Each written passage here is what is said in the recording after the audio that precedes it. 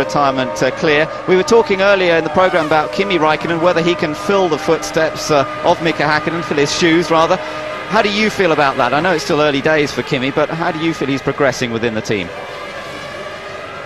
Well, I think last weekend said it all really. It was a very mature drive. I think it's a little unkind of anybody to say he made a mistake. He was the typical first driver on the scene on the oil, and I think if the situation had been reversed, Michael was in the lead, it could have well happened the other way around. It's the advantage, and there's very few advantages, but it's one advantage of lying second, is you can always tell by the car in front exactly what the circuit conditions are. Give Michael that brief moment to lift and collect it all together. Great, well thank you very much for joining us this morning. Hope the warm-up goes well, and we'll look forward to a great Grand Prix this afternoon. Thank you. Thank you. So the morning warm-up is underway, cars on track, and Michael Schumacher has set the initial pace, although nobody's really done a complete flying lap. Ralf Schumacher sitting in the pits currently, Montoya not in the car. Now remember, you were talking, John, earlier on this weekend about the fact that Williams tend not to do so many laps in the morning warm-up, and I see that Montoya actually not in his car at the moment, although he has done the one installation lap. Well, this is down to BMW. They determine the mileage of the engine. They're very, very strict on how that is then implemented. Williams, I feel, are beginning to sense that they lose out on this final 30-minute session.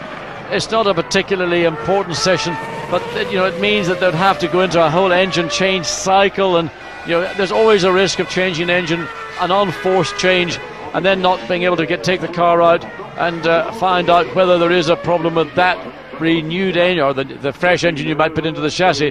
This is their policy, and I gather that they're fairly inflexible and not easy always to deal with. You're dealing with a Bavarian logic, not a German logic here. McNish coming through into the pit lane and very much keen to get that speed limiter on. He's been done twice for speeding in the pit lane this weekend, totaling $3,000 worth of fine. He got a fine $1,000 for the first transgression on Friday, and then a $2,000 fine yesterday. So it's getting a bit expensive for him coming up and down the pit lane. Looks as though he's going to have the spare car because he's hopped out of one and into another. And remember that today Rubens Barrichello has the spare car, so he'll be doing the dancing around between act, but it's usually Michael Schumacher's job on a Sunday morning. Well, I think Michael's fairly relaxed and happy with the situation. This car has been outstanding all weekend, and well, we've mentioned so many occasions the work that Rubens has done to support Ferrari, and it's really supporting Ferrari rather than supporting Michael Schumacher that Rubens has had at times to make sacrifices.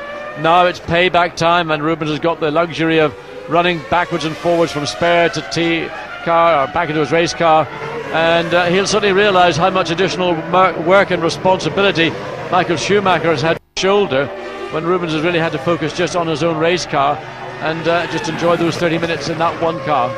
Yeah, and it's good to see, and I'm sure he's relishing the opportunity to have the spare car and to have that extra work here today, as the problems on the grid in the last couple of Grand Prix for Rubens Barrichello have certainly affected him. He still managed to get a great second place at Silverstone, but of course he never got going at all at the French Grand Prix at Manicourt. So let's hope for better luck for Barrichello today. We're watching Ralf Schumacher, winner here last year on the older track, and really enjoying the new track as well. He's really enjoyed getting to grips with this newly designed circuit.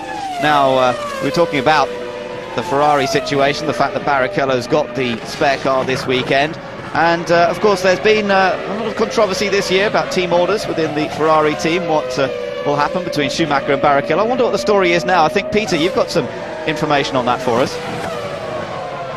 Well, I have indeed, Ben, yes, as Rubens just goes out in the spare car again. He started in the spare, did one lap in the race car, now he's back in the spare again. He's loving every minute of it, trotting between the two, as you say. But yes, it's very interesting to see how things fall Michael Schumacher's way. After he won the Austrian Grand Prix, or after he'd been let, Rubens allowed him to win the Austrian Grand Prix, and they pulled up in Parc Fermé long before the reaction of the crowd, long before any of the controversy.